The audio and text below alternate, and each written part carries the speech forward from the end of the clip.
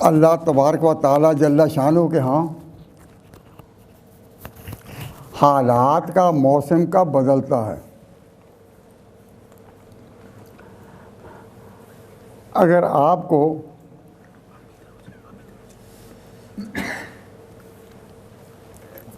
یہ بات ذہن میں آئے تو اس کا جواب تلاش کریں۔ جب آپ سوچتے سوچتے تھک جائیں گے تو پھر بات سمجھنا آسان ہو جائے گی۔ اللہ تعالیٰ کے یہاں حالات کا موسم کب بدلتا ہے؟ اتفاق ایسا ہے کہ جب آپ کے ہاں یہ بدل رہا ہے، آج گھنٹہ بدلنے کے ساتھ جو سیزن بدلا ہے تو نیا دور شروع ہو گیا۔ پہلے اذان ہوتی تھی اس وقت کے لحاظ سے اور نمازیں بھی انہی موقعات کے لحاظ سے۔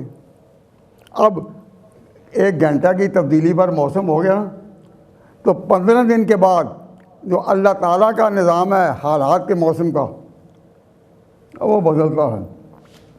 مسلمانوں کے لیے اوقات برکات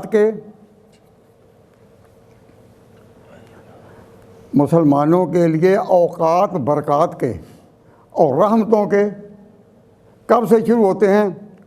جب رجب کا چاند آتا ہے، اور تقریباً 2 ہفتے کے بعد رجب شروع ہونے والا ہے۔ تو سمجھیں کہ رجب کے شروع ہوتے ہی اللہ تعالیٰ کے یہاں سیزن بدل گیا کہ سارا دور عام زندگی کا وہ جماعت الثانیہ پر ختم اور رجب ہوگا۔ اس میں واقعہ معراج ہوا، پھر آگے شعبان ہے، پھر آگے رمضان ہے، پھر 2.5 ماہ کے بعد تقریباً حج ہے۔ تو یہ رحمت کا اوقات کب شروع ہوتے ہیں؟ رجب سے۔ تو اللہ تعالیٰ کے ہاں جو رحمت کی ہوائیں چلنی اور آغاز ہوتا ہے وہ کب سے ہوگا؟ رجب سے۔ تو رجب آ رہا ہے 2 ہفتے کے بعد، اور اس ملک کے حالات کے مطابق موسم ابھی بدل گیا۔ گھنٹہ کا فرق سے سارے اوقات بدل گئے۔ تو آپ جس طرح سمجھتے ہیں کہ یہاں موسم بدلتا ہے تو یہ بھی ذہن میں رکھیں کہ ادھر بھی بدلتا ہے۔ نبی پاک صلی اللہ علیہ وسلم کو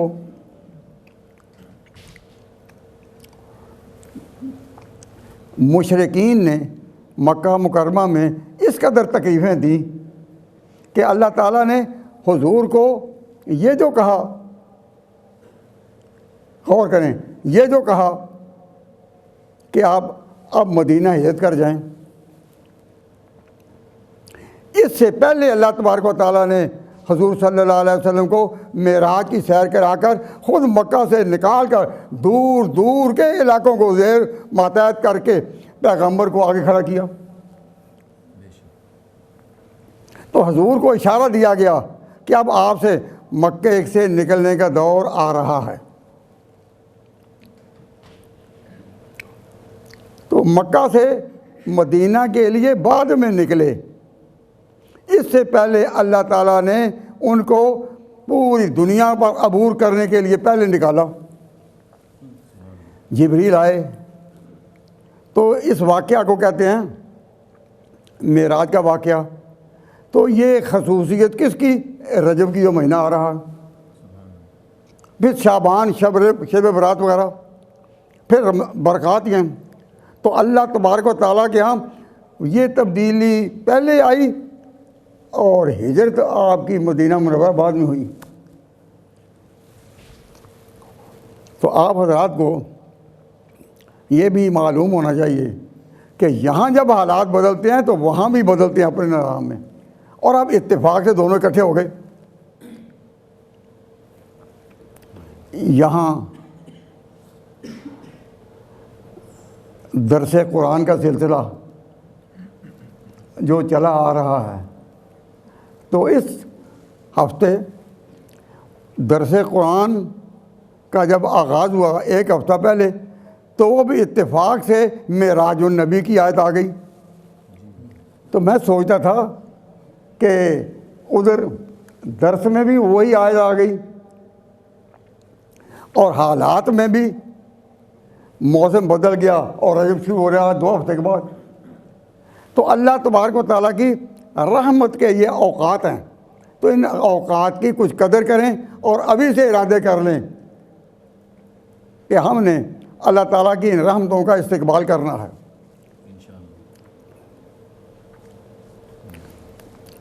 جب یہ آپ سوچتے ہیں تو یہ بات بھی ساتھ یاد رکھیں کہ جب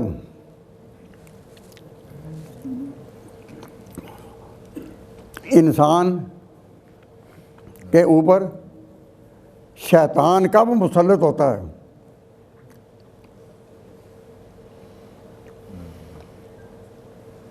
انسان پر شیطان کے مسلط ہونے کا کب احتمال ہوتا ہے؟ شیطان کے مسلط ہونے کا احتمال ہوتا ہے جب وہ کوئی نیک کام کرے. جب کوئی شراب پی رہا ہے تو اس کو شیطان آ کر نہیں کہتا کہ تو شراب پی. یہ آواز پہلے کون اٹھاتا ہے؟ یہ آواز اسی وقت اٹھاتا ہے شیطان جب کوئی نیک کام کرے. تو میں ایک مثال دیتا ہوں کہ سب سے زیادہ نیک کام کون سا ہے؟ سب سے زیادہ نماز پڑھنا یا قرآن شریف پڑھنا. اس سے بڑا کوئی نیک کام ہو سکتا ہے؟ سب سے نیک کام قرآن شریف پڑھنا یا نماز پڑھنا یا ایسے ہی کسی کام کے لیے نکلنا، یہ سب سے نیک کام ہے یا نہیں؟ اور اس وقت اگر شیطان کا حملہ نہ ہوتا تو اللہ تعالیٰ یہ حکم دیتے اذا قرأت القرآن، اے بندہ، اے میرے بندے، جب تو قرآن پڑھے فاستعذ باللہ، تو اعوذ باللہ من الشیطان الرجیم پڑھ کر. کیوں؟ اس لیے کہ شیطان سے بچنے کی تو تمنا اللہ کے حضور میں کرے گا کہ یا اللہ مجھے شیطان سے بچا، تبھی تو قرآن کی برکتیں حاصل کر سکے گا. اذا قرأت القرآن، جب تو قرآن پڑھے فاستعذ باللہ، تو شروع کر اعوذ باللہ سے.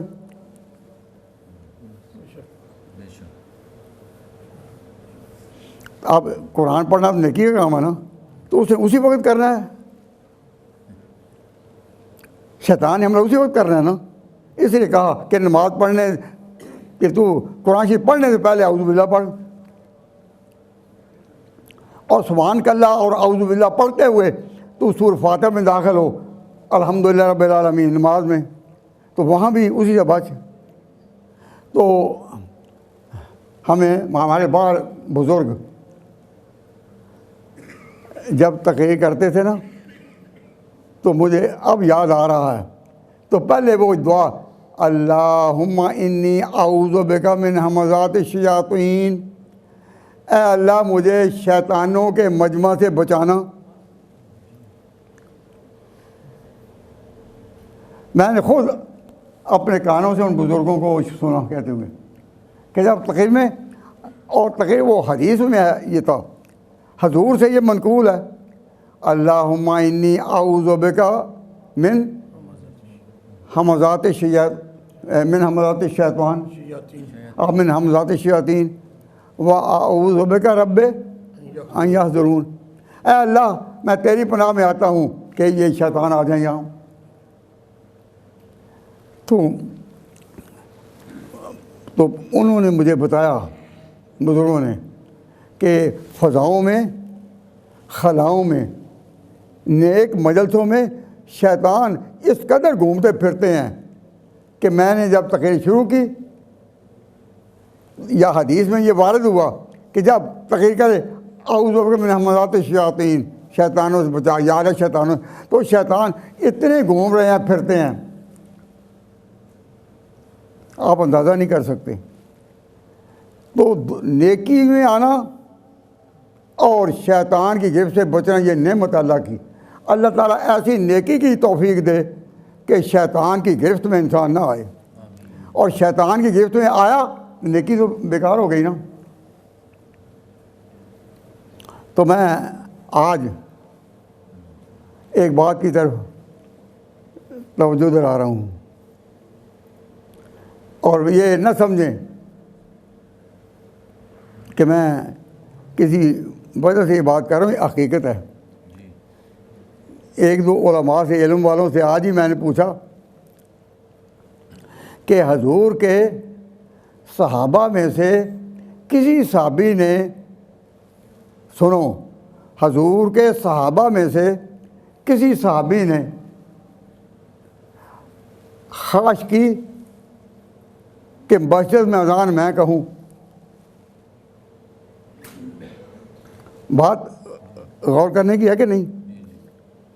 حضرت صلی اللہ علیہ وسلم کے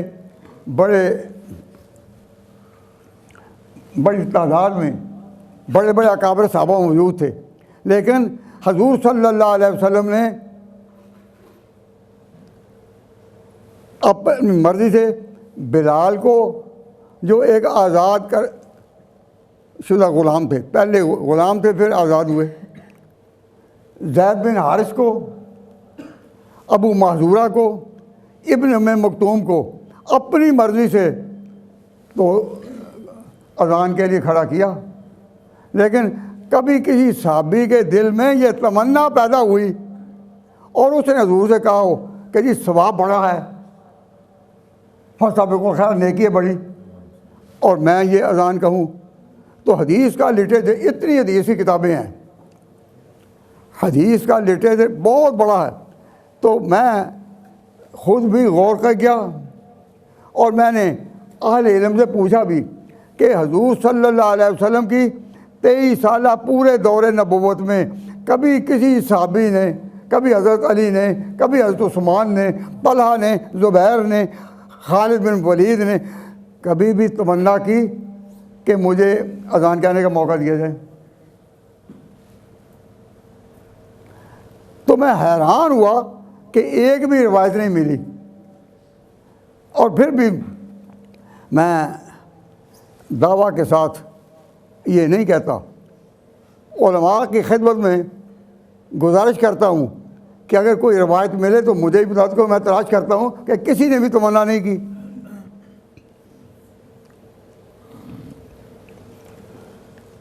پھر میں یہی سوچ رہا تھا کہ کسی صحابی نے تمنا کی ہو اذان دینے کی، تو جب مجھے کوئی بھی روایت نہ ملی تو ذہن میں ایک اور سوال آیا کہ صحابہ میں سے کبھی کسی نے یہ تمنا کی ہو کہ نماز میں پڑھاؤں؟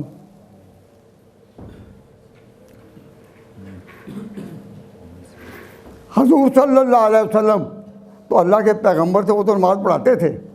آگے جس نے بھی حضور کے عدم موجودگی میں، حضور کی ایبسنس میں نماز پڑھائی، وہ حضور کے کہنے پر، لیکن کسی نے بھی تمنا نہیں کی حضور مجھے موقع دیں۔ میں غور کریں، کسی نے بھی۔ ایک دفعہ حضور عبد الرحمن بن عوف کو مقرر کر گئے اور سفر میں گئے، جب واپس آئے تو عبد الرحمن بن عوف جماعت کرا رہے تھے، حضور خود شامل ہو گئے، لیکن عبد الرحمن بن عوف کو آپ نے مقرر کیا تھا، اس نے نہیں کہا تھا کہ مجھے موقع دیں۔ ابو بکر صدیق کو آپ نے امر کیا بیماری کے دوران میں کہ یہ نماز پڑھائے، تو انہوں نے پھر پڑھائی، لیکن ابو بکر صدیق نے پوری زندگی میں کبھی تمنا نہ کی تھی کہ مجھے آگے کھڑا کریں۔ حضرات، یہ سیزن آ رہا ہے، رجب سے بات شروع ہو جائے گی، ہمیں اپنے آپ کو اللہ کا بندہ بنانا چاہیے، اور اللہ کا بندہ وہی ہوتا ہے کہ جو آگے بڑھنے کی، آگے عنوان کر کہ نماز میں پڑھاؤں، اذان میں دوں، اس کی خواہش دل میں پیدا نہ ہو۔ اور اگر خواہش دل میں پیدا ہوتی ہے تو اس کو لاہور پڑھ کر دعائیں کر کے اس کو دور کرنا چاہیے۔ لیکن کہ نماز میں پڑھاؤں، نہ کسی کی تمنا ہو، اذان میں کہوں، نہ کسی کی تمنا ہو، لوگ مجھے بڑا سمجھیں، یہ کسی کی تمنا نہ ہو۔ اور اللہ کے بندوں کی یہ صفت قرآن پاک نے بیان کی کہ جب مسجد میں آئیں فرمایا اولئک ما کان لہم ان یدخلوها الا خائفین، جب مسجد میں آئیں تو ڈرتے ہوئے۔ تو میں توجہ دلاتا ہوں، سب سے زیادہ ڈر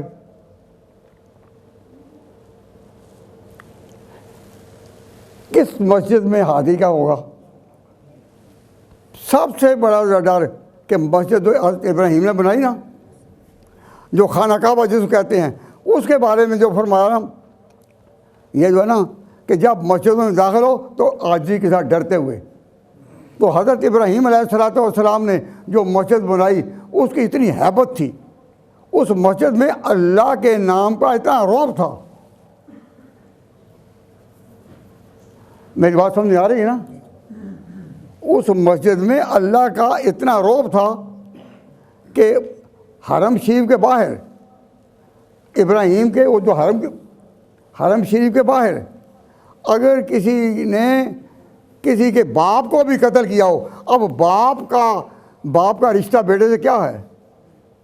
بڑا قریب کا ہے نا۔ تو کسی کے باپ نے قتل کیا ہو اور وہ بھاگا، جہاں بھی بھاگ کر جائے گا تو وہ بیٹا پیچھا کرے گا نا اس کا کہ میں اس ظالم سے بدلہ لوں، کہ نہیں کرے گا؟ کیا خیال ہے؟ کرے گا نا۔ لیکن جب وہ چھلانگ لگا کر آ جاتا مسجد کے اندر تو وہ جو بیٹا ہے وہ باہر تو اس کو مہینہ لگ جائے انتظار کرتے کہ نکلے گا میں بدلہ لوں، لیکن اتنی جرأت نہیں تھی کہ مسجد کے اندر داخل ہو کر اس کو ہاتھ ڈال سکے، یہ جرأت نہیں تھی۔ اولئک ما کان لہم ان یدخلوها الا خائفین، مسجد میں آنے والوں کی گردنیں پہلے یہاں تک جھک جائیں تو پھر تو مسجد میں آنے کا فائدہ ہے۔ اور اگر اس خوف کے ساتھ کوئی مسجد میں نہ آئے تو یہ شان جو قرآن نے بیان کی ما کان لہم ان یدخلوها الا خائفین، جس میں وہ خوف نہیں، وہ ڈر نہیں، وہ دباؤ نہیں۔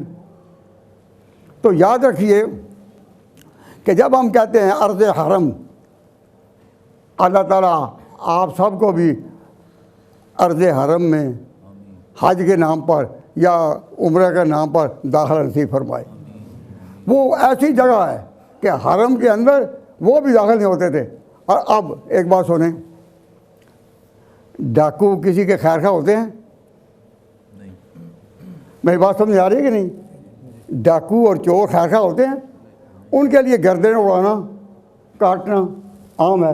تو عرب میں عام رواج تھا کہ ڈاکو عام تھے، تمدن نہیں تھا، تمدن ہوش نظام کوئی حکومت کا پروگرام نہیں تھا، عام پھرتے تھے اور اتنے قتل